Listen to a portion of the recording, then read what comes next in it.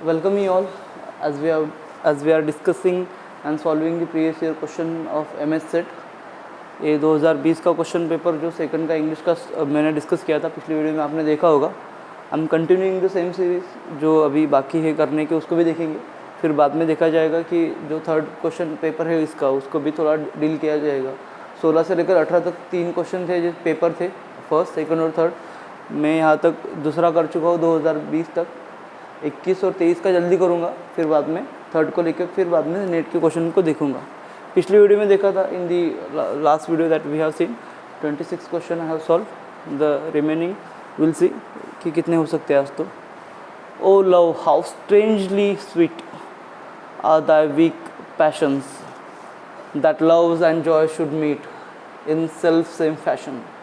Basically ये जो line कहाँ से ली है, these lines are written by whom? A direct question, a very small poem by that is written by John Marston, a rival poet of John Ben Jonson, आप उनको कह सकते हैं, because the war of theatre you will get to know the things। आगे भी उसके question पूछे गए। ये जो पोएम है, ओ लव हाउ स्ट्रेंजली स्वीट, इसका नाम है पोएम का। Identify the figure of speech in the following line. इसमें से कौन सी फिगर ऑफ स्पीच आपको देखनी है। फिगर ऑफ स्पीच के क्वेश्चन आते हैं, इजी होते, ज़्यादा डिफिकल्ट नहीं होते। The muttering retreats of restless nights in one night cheap hotels. The muttering retreats of restless nights in one night cheap hotels. Night को यहाँ पे रिप्रेजेंट किया जाता है। अगर आपको इसमें फिर भी गेस नहीं किया गया, फिर भी आप उसको आराम से गेस कर सकते हो अगर देखा जाए तो। आपको सिनेटकी के बारे में पता है क्या, कि यहाँ पे बोला जाता है कि the India won by 2 wickets, India match जीत गया 2 विकेट से। It doesn't mean that India पूरा जीत गया, but the team India who was playing the cricket, कि उनके साथ अगर अगेंस्ट कोई भी हो, फिर या इंग्लैंड हो या फिर ऑस्ट्रेलिया हो, वैसे जीते तो नहीं है बट फिर भी, कि जहाँ पे एक छोटा सा टुकड़ा रिप्रेजेंट करेगा पूरे होल के लिए। सिनेक्टिक के बेसिकली उसके लिए होता है, या फिर एक पूरा होल पार्ट एक छोटी सी चीज़ को रिप्रेजेंट किया जाएगा। जैसे मैंने बोला कि इंडिया 1 बाय 2 विकेट्स, पूरा इंडिया नहीं जीता पर इंडिया की टीम जीती है। आप उसको एलिमिनेट कर सकते थे कि यहाँ पे किसी टुकड़े या होल या पार्ट के बारे में नहीं पूछा गया है। पार्ट या होल, इसका आप आइडेंटिफिकेशन वर्ड देख सकते हो। मेटोनॉमी को आपको पता है कि फिर मेटोनॉमी क्या होता है। तो मेटोनॉमी में वही होता है कि यहाँ पे पार्ट और होल की बात है, यहाँ पर सिमिलर आइडियाज़ दिखाई जाती है कि the decision has been taken by the crown. So crown, फिर क्राउन कौन है, कि एक क्राउन पे बैठने वाला बेसिकली एक चेयर की बात नहीं है या फिर किसी के सर की बात नहीं है। It basically shows the person is sitting on the throne, कि एक राजा के बारे में बात की जा रही है। यहाँ पे अगर आप मीटिंग्स में भी जाते हो तो यहाँ पे होता है कि पूछते हैं जैसे कि any further discussion with the permission of the chair. यहाँ पे चेयर जाने के फिर जो यहाँ पे जो प्रेसिडेंट होगी उनकी परमिशन के अलावा साथ साथ दूसरे को डिस्कस किया जाएगा। सो बेसिकली एक सिमिलर ऑब्जेक्ट को प्रेजेंट किया जाता है यहाँ पे। पर्सोनिफिकेशन के बारे में क्या बोलना, कि जहाँ पे एक डेड चीज़ को एक लाइव ह्यूमन बीइंग की तरह उसको रिप्रेजेंट किया जाता है। सो आप उसको एलिमिनेट भी कर सकते थे, तो you could guess the correct answer, उसको आप कर सकते थे। जहाँ पे एक ट्रांसफर एपिथेट में क्या होता है कि एक नाउन को एक ऑब्जेक्ट की तरफ टर्न किया जाता है, जैसे कि यहाँ पे हुआ है, जैसे कि दिख जाता है। तो आप एलिमिनेशन मेथड को भी यूज़ कर सकते हो अगर आपको फिगर ऑफ स्पीच में दिक्कत है, या फिर डायरेक्ट उसका मीनिंग भी आप निकाल सकते हो। Which of the following writer is not a Victorian writer. Very easy question था बहुत ज़्यादा, क्योंकि इसके बारे में मैंने 2-3 बार बात कर चुका हूँ मैं 2-3 बार, कि अगर आपको पता होगा इसके अंदर का आप एलिमिनेट कर सकते हो। सैमुअल बटलर है यहाँ पे, George Eliot, Mary Ann Evans, यहाँ पे थोड़े से कंफ्यूज हो सकते थे। Emily Jane Bronte sisters, Victorian poets writer है, यहाँ पता है। बट फेलिक्स लार्किन के बारे में मैंने आपको 2-3 बार बताई, that is he is the moment poet था, और यहाँ पे 1915 के दरमियान ये लोग काम करते थे। द प्रोमिनेंट मोमेंट पोइट वो था जिसे कि बताया जाता है। तो फिर इसका एज बाद में आ गया डायरेक्ट थोड़ा सा। विक्टोरियन का कब से कब तक है फिर 1837 to 1901 इसका टाइम पीरियड विक्टोरियन का। आप उसको अंदर बाहर निकाल सकते हो, एलिमिनेशन मेथड यहाँ पे काम आता है। The novel rites of the passage is written by, ये जो नॉवेल लिखी गई थी 1980s के दरम्यान जो नॉवेल लिखी गई थी, बेसिकली इन्हीं ऑथर ने एक अच्छा सा वर्क लिखा है, दैट इज़ द जो एक फेमस नॉवेल है, एक लड़कों के बारे में बोलती है। आप बताना कि the students are getting time to killing each others, जहाँ पे मैं नाम बता दे रहा हूँ, the Lord of the Flies उन्होंने लिखा है। The work that is written by William Golding ने ये वर्क लिखा है, the rites of the passage, basically उनका वर्क है। फिर देखो और कोई आपको रिलेटेड लगता है क्या? डायरेक्ट क्वेश्चन था, इसके लिए आंसर लिखना ज़रूरी है। एक क्वेश्चन बार बार पूछा गया है, विच of the following novels is subtitle a novel without a hero. अब एक क्वेश्चन बार बार नेट में भी आया है और सेट में भी आया है, एज इट इज़ आया है। बेसिकली इनके जो ये भी विक्टोरियन नॉवेलिस्ट है और इनके जो नॉवेल्स लिखी गई थी, ये लगभग जो ब्राउंटे सिस्टर के जो वर्क लिखे गए थे उन्हीं के दरम्यान इनका वर्क भी लिखा गया था। 1848 के दरम्यान ये वर्क पब्लिश हुआ था। ये इस नॉवेल को बहुत क्या सबटाइटल दिया है उसका कि अ नॉवेल विदाउट हीरो। इसको लिखा गया था विलियम मैकपीस थैकर के द्वारा, that is a Vanity Fair. Oliver Twist नहीं है, ओलिवर ट्विस्ट है, that is written by Charles Dickinson. Wuthering Heights same year में पब्लिश है, that is written by Emily Brontë.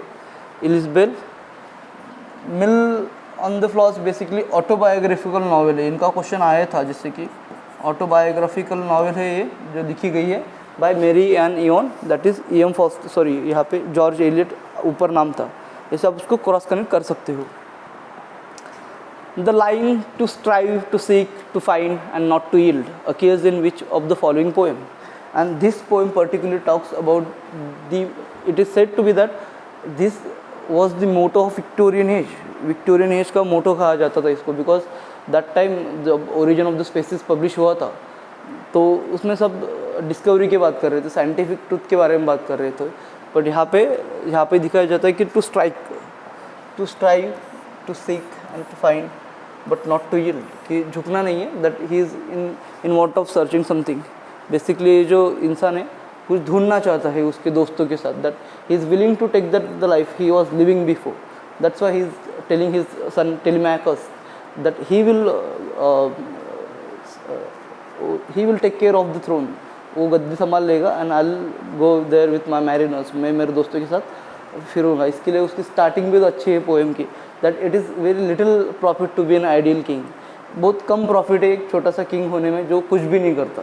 That's why he is to focusing towards it। So आपको पता चल गया होगा, that is यूलिसिस जो poem लिखी है 1833 में, इनके लगभग वही वर्क्स उसके दरम्यान लिखे गए थे। लोटस सिस्टर्स भी उसी दरम्यान लिखी गई है बाय अल्फ्रेड टेनिसन ने लिखी है। दैट ड्राउजीनेस स्टेट के बारे में बात होती है after eating the lotus fruits. The last ride together, इसकी भी पोएम जैसे कि लाइन आती है कि fail I alone in the words of deeds, who all main strives in love but हुम डिड सक्सीड, ऐसी इनकी लाइन भी है। द स्कॉलर जिप्सी, इनके बारे में भी आपको पता ही होगा।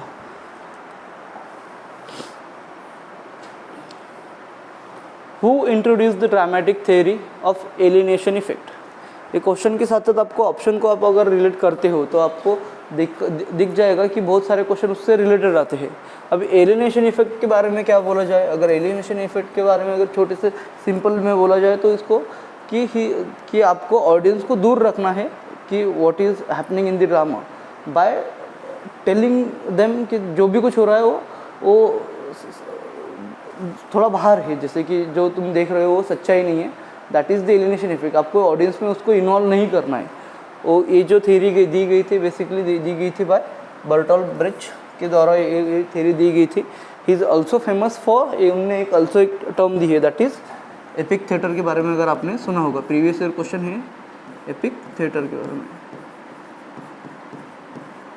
एपिक थिएटर के अगर आप इनको देखते हो कि बर्टोल्ट ब्रेcht के बारे में कि आपको एपिक थिएटर पता चलेगा। फिर आपको जैसे दिख रहा है कि और भी कुछ अगर आप सर्च करते हो तो आपको पता चलेगा एंटोनियन आर्टरूट के बारे में क्या है कि उन्होंने थिएटर ऑफ क्रूएल्टी के बारे में दिया था, बात की है।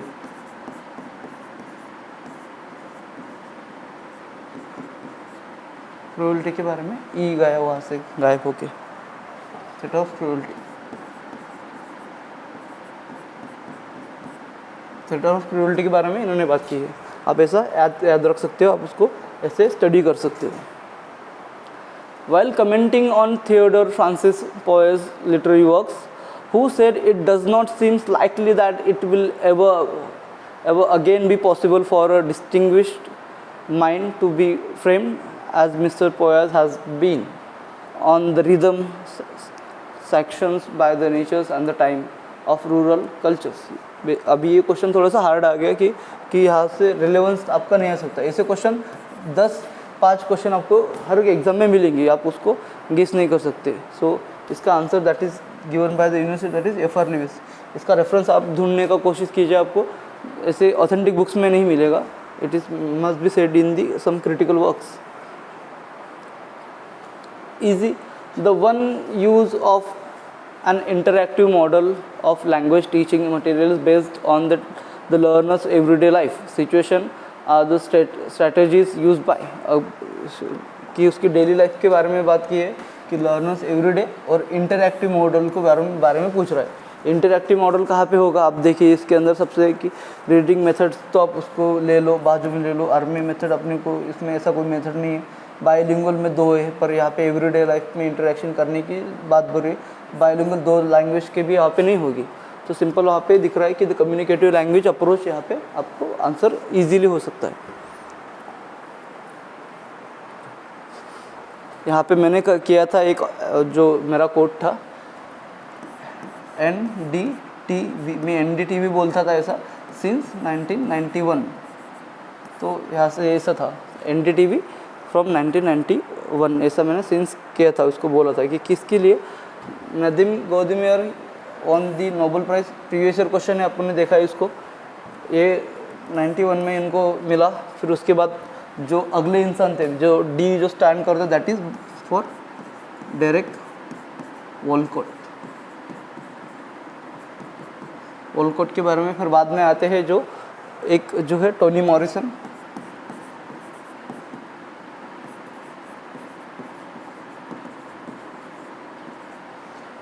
मैंने इसको ऐसा याद किया था, आप उसको देख सकते हैं, दैट इज़ NDT, मैंने NDTV कर दिया था सिंस 1991, आप उसको ऐसे याद रख सकते हो। Which of the following book is not written by Taslima आजरीन,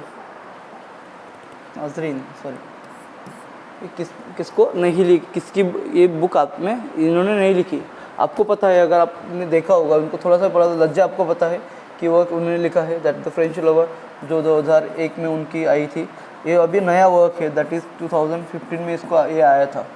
इसको थोड़ा, इसका पब्लिकेशन 2000 थोड़ा कम है, इसका भी थोड़ा पिछले उसका लज्जा का।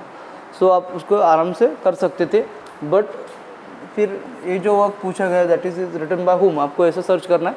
दे might ask the question in the next exam.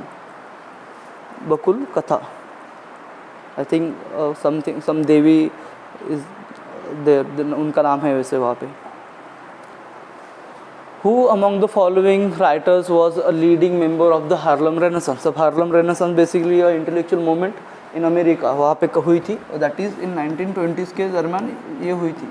कि फिर वहाँ पे क्या शो करने का प्रयास था, आपको उसमें दिखेगा। बट इसमें जो सबसे रिलेवेंट जो आपको दिखेगा कि एक जो इंसान है, that is the husband of Sylvia Plath, आप उसको देख सकते हो, that is Langston Hughes. Ted Hughes was his husband, but he is Langston Hughes. My mistake. Langston Hughes was the leader of the one of the leading member of the Harlem Renaissance was Langston Hughes. Ted Hughes basically animal के वहाँ पे आते हैं, उनकी hoc poem famous है। I misunderstand the things were there. Nataraj in the man eaters of fitters नहीं, basically यहाँ पे ईटर है।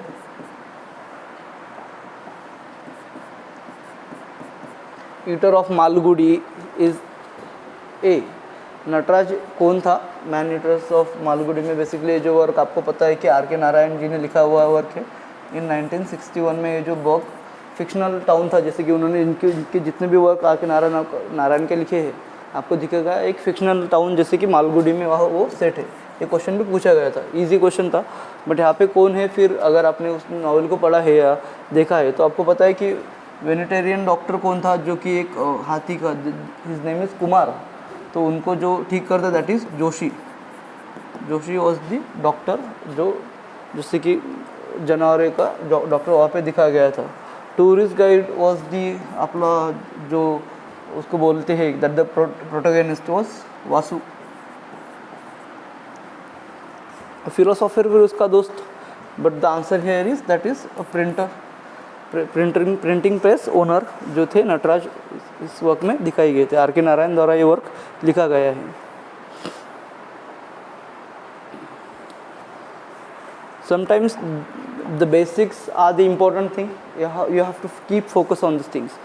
Who among the following did not publish a dictionary of English language?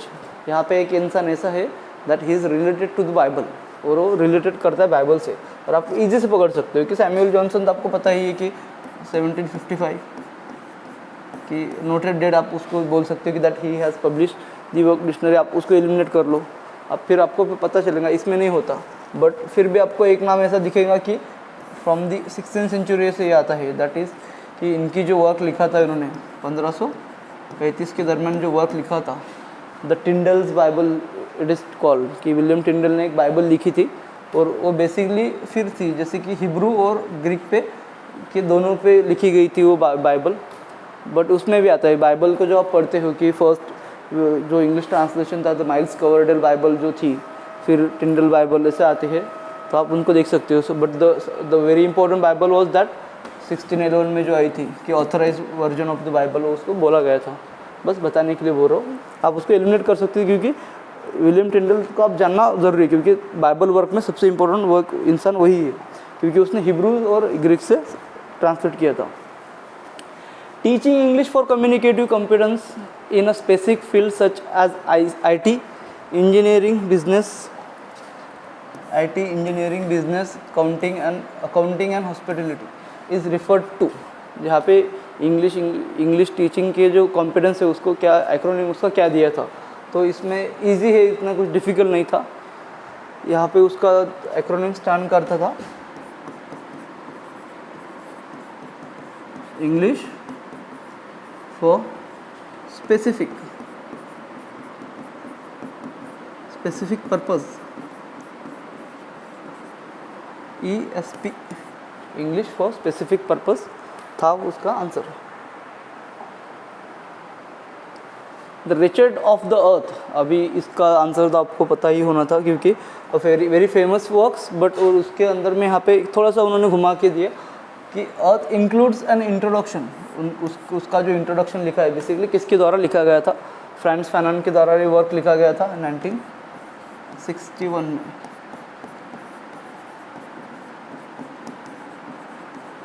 Fanon के द्वारा ये वर्क लिखा गया था, बट ये इसका जो इंट्रोडक्शन लिखा गया है बेसिकली इंक्लूड होता है that is written by John Paul Sartre के द्वारा उनका इंट्रोडक्शन उसके वर्क को लिखा गया था, दिया गया था। Again a repeated question asked in the net and said repeatedly, who called Spencer the poet's poet? Spencer को किसने पोएट्स बोला था, और इसका आंसर आपको इजीली पता है कि that is Charles lamb called him the Spencer's the poets, but he is also called as a not appropriate to say, but imperialist he was supporting to the government और जो king थे वैसे basically उनको support करता था, इसे उनके side में था Spenser. According to Aristotle tragedy has elements, tragedy में कितने एलिमेंट्स हैं? If you are familiar with the things, आपको पता है कि ट्रेजेडी में 6 एलिमेंट्स बताए गए हैं। फिर वो कौन से है? That is the first one is that is plot होना चाहिए ट्रेजेडी में। That is the second one is that is character हो गए। फिर उसके बाद में क्या आता है कि उसके अंदर थॉट्स होना चाहिए। फिर उसके अंदर एक जो सबसे इम्पोर्टेंट दैट इज डिक्शन। ये 4 मिला के अगर अपन देखा जाए तो ये चार बेसिकली बिलोंग करते हैं एपिक को। If this 4 things are in the works, उसको एपिक बोला जाएगा। पर उसके साथ अगर 2 चीज़ें ऐड होती है, दैट इज स्पेक्टेकल्स बेसिकली, और उसके बाद आता है song.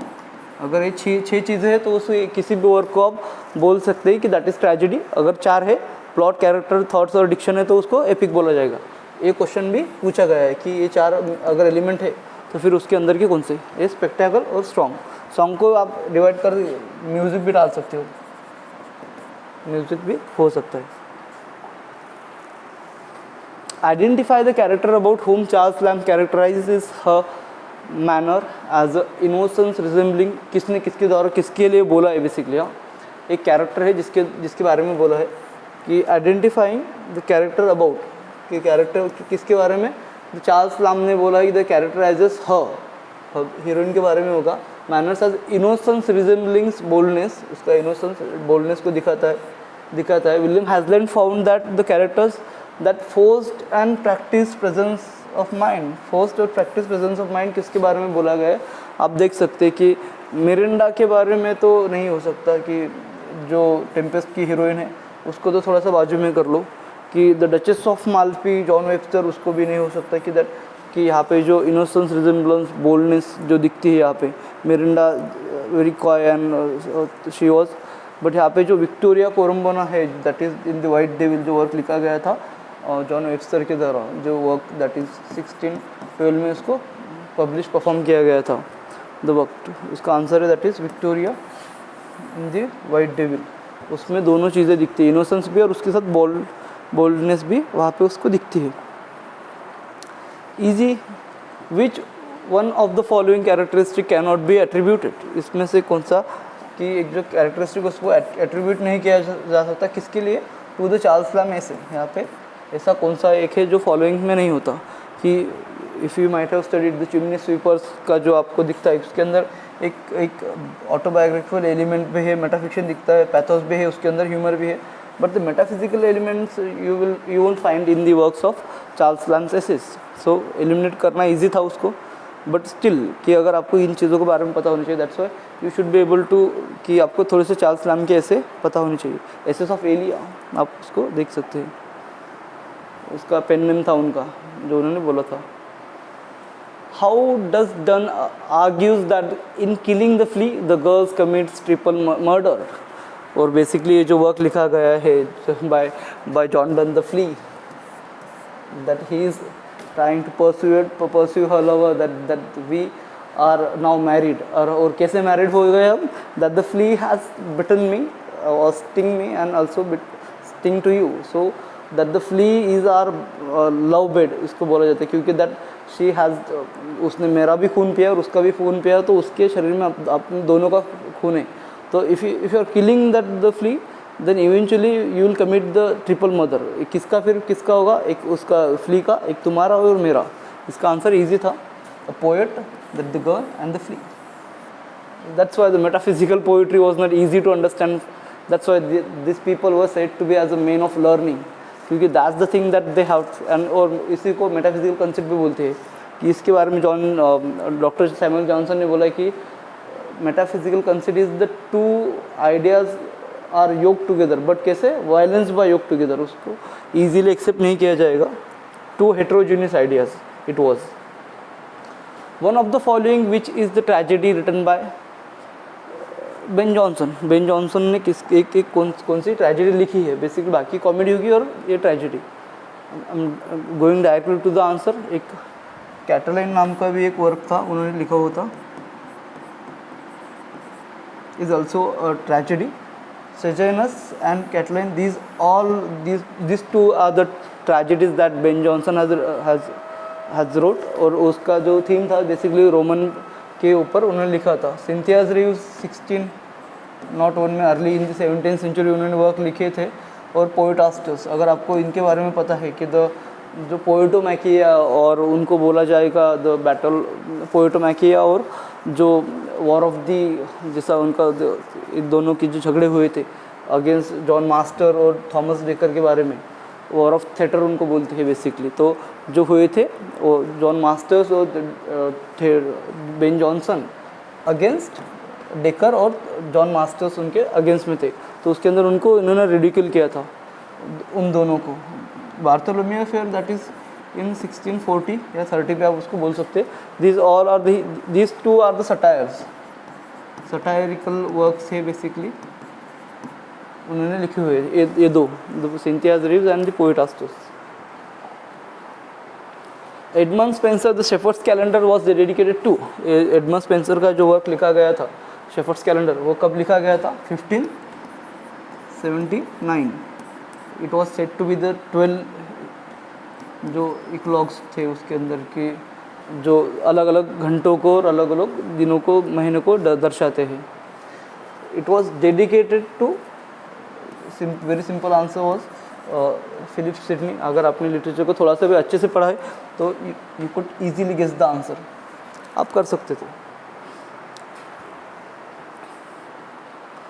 Who has made self-declaration about the microcosmic depiction as the little bit 2 inches wide of ivory on which I work? कि ये जो वर्क बोला गया है दैट इज़ जेन ऑस्टिन के द्वारा बोला गया है। खुद के लिए उन्होंने सेल्फ डिक्लेरेशन खुद के लिए उन्होंने बोला था। You will have to go, उसका कोई मेंशन नहीं किसके वर्क में। हु इज़ कॉल्ड द वैप्स ऑफ ट्विकनहैम? ट्विकनहैम में किसको बोला गया था कि वैप्स क्यों बोला गया था? कि his due to his that feeling that he was the physical appearance of him, क्योंकि इसकी जो हाइट होती थी उनकी जो की हाइट बहुत कम थी, 4 फुट 5 इंच उनकी हाइट थी, दैट इज़ उतनी ही थे। और दिखने के लिए उनका जैसे कि एक आई पिक्चर में जैसे कि उनके जो कंधा ऊपर होता है तो उनको ऐसे दिखने वाले अपीयरेंस में थे। It was said to be that, एक उनके लिए कहावत है जो बोला करते थे कि this the mens are not afraid of God, they are afraid of me. That kind of critic he was, कि बहुत ज़्यादा क्रिटिसाइज़ करते थे, बहुत ज़्यादा पढ़े लिखे भी थे और उनके वर्क्स दिखते भी वैसे ही है। It was said to be about that Alexander Pope, उनका जन्म जैसे कि हुआ है, उनके वर्क ग्रेटेस्ट वर्क अपने को पता है। A very important question or very easy to guess the answer. Which one of the following is not included in the groups of the metaphysical poets? यहाँ पे किसमें से इसमें से कौन नहीं है? क्वेश्चन रीड करते समय उसको अंडरलाइन कर लो या फिर हाईलाइट कर लो कि उसमें से कौन सा नहीं है पूछा हुआ। तो यहाँ पे आपको इजीली देख सकते हो कि पता है काउली की इरेगुलर वर्ड है, उसमें बिलोंग करते हैं। John father of John Cleveland आपको पता है, उसको बाजू में रखो, नहीं हुआ पर स्टडी तो बाजू में रखो। बट एडमंड स्पेंसर आप ऐसा तो नहीं बोल सकते। एडमंड स्पेंसर आप अगर जॉन डन के बारे में देखो तो 1572 में से लेकर 1631 में वो तक उनका पीरियड था, जैसे कि ही लिव्ड ड्यूरिंग दैट पीरियड, उतने में लिए थे। मेटाफिजिकल पोइट्री आपको पता है कि basically belongs to the 17th century, और स्पेंसर तो कभी तक ख़त्म हो चुकी, तो आप उसको एज के हिसाब से भी ख़त्म कर सकते थे, उनको हटा सकते थे दूर आराम से। सो यू कुड, आप ऐसे इजीली आप आंसर्स को ले सकते हो। You need not to study the things thoroughly, but still previous year question paper आपको हेल्प करेंगे। I hope you like the video, share with your friends. I know many of the people won't watch it right now, but I'm just completing my series as early as I could.